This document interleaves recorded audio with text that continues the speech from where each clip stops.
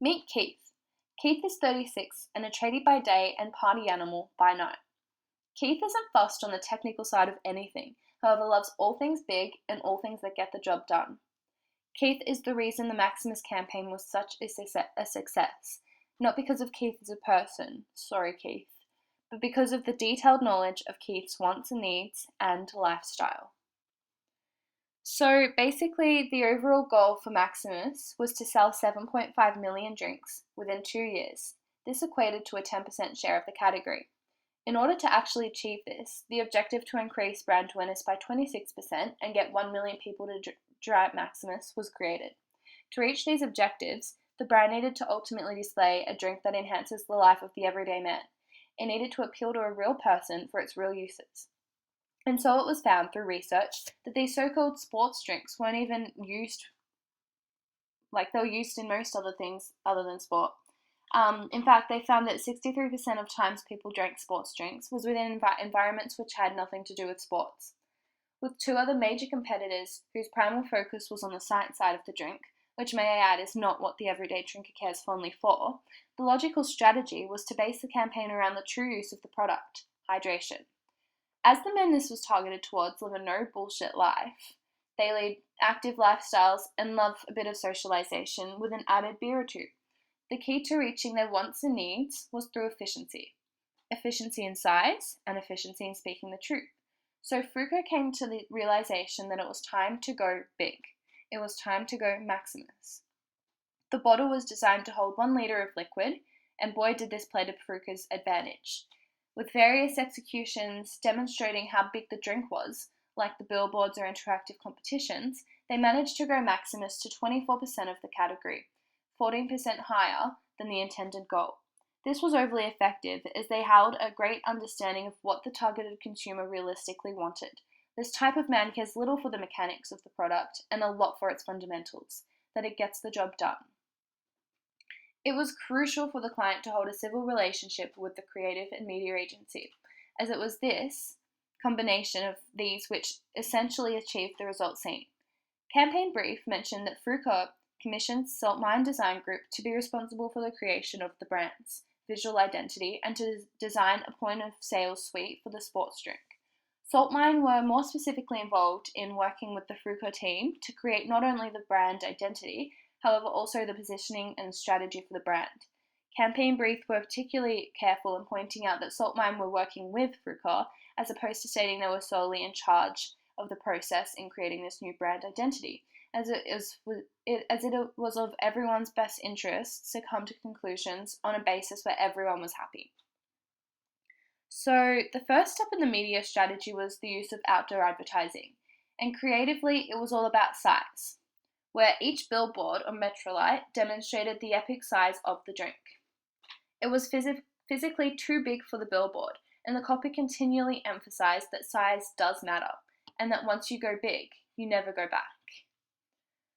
By looking purely at the visuals of these executions, it is rather obvious that the target audience of males 18 to 44 would be attracted to the drink. They seem to hold this obsession with size. The bigger something is, the more masculine it appears. And so to boldly tell them that size does matter, with a confronting blue bottle placed next to this copy, the target audience would be likely to react to the advertisement. Although, however big these ads may appear, it is crucial for them to actually appear in the lives of these males. And as Chloe and Bark suggest, in the world of advertising, a common problem is that too many trees fall as unheard and unseen advertisements, and to rectify this, advertisers must now change their perspective on how to reach a particular section of the market. Advertisements should now be far more integrated. They should fit into the consumer's lives so that the consumer will effortlessly come across the advertisement. This factor is one which demonstrates why the Maximus campaign was so effective. They knew exactly what type of lifestyle their target market lived. This resulted in the outdoor advertisements reaching 89% of guys and achieving brand awareness by 35%. Once people were aware of Maximus, the strategy progressed into the physical phase, where real people told Fruko what they really wanted in a sports drink, and that was beer and a hangover cure. Frucor wasted no time in living up to the consumers' wants, and soon enough, 10,000 beer-flavoured Maximus sports drinks were available, as well as a limited edition hangover cure. Through physically talking to the targeted audience, Frucor were able to deliver what the consumers actually want. This is a prime example of the recency theory, where it is stated that consumers give the most attention to advertisements that may meet their wants and needs at the time. And so, going by this theory, the media strategy behind this particular section of the campaign chose to partner with Fitzy and Whipper to give away the product. As Nova is Sydney's #1 station for under 40, and Fitzy and Whipper obtain 7.7% of these listeners, it can be noted that the radio show is one which attracts the target audience of the campaign, on the basis of its relatable content and data suggesting the ages. So the recency theory can be used to further explain the next stage of the media strategy within the campaign, where this idea of the social athlete was executed through an interactive app. The media strategy was to hit the target audience on a night out in the pre and during stages. This included Spotify radio, Vivo YouTube, public pub toilets, and taxis. All of these mediums are not only age-related, however also event-related. The night starts with music played from Spotify or YouTube. The men then head out in the taxi and end up in the pub. Maybe a little bit too much to drink, and next is the pub toilet. All of these touch points are the perfect place to advertise the sports drink, which is the cure to a hangover, because they have been subtly followed by the ads, and when they wake up the next morning with a raging headache, they will remember the cure, and that is Maximus. This demonstrates why the campaign was so successful. The recency theory was precisely followed, allowing for the advertisements to reach the intended audience at times where their wants and needs for the product were at an obvious high. The creative notion of how big the product is was again emphasized through adding a tape measure around the bottle. Consumers were asked to show how big their grip was using the hashtag #ICanHandleIt, where the biggest grip would win tickets to Vegas. This creative concept falls under the product differentiation position, as Frucor were going against the two brands that were both similar. They needed something unique, and this was the fact that their bottle held a litre of liquid. Boundless.com suggests that there are 3 types of product differentiation, and the one that this falls under is horizontal, where the product is differentiated based on a single characteristic, but consumers are not sure of what product is of high quality.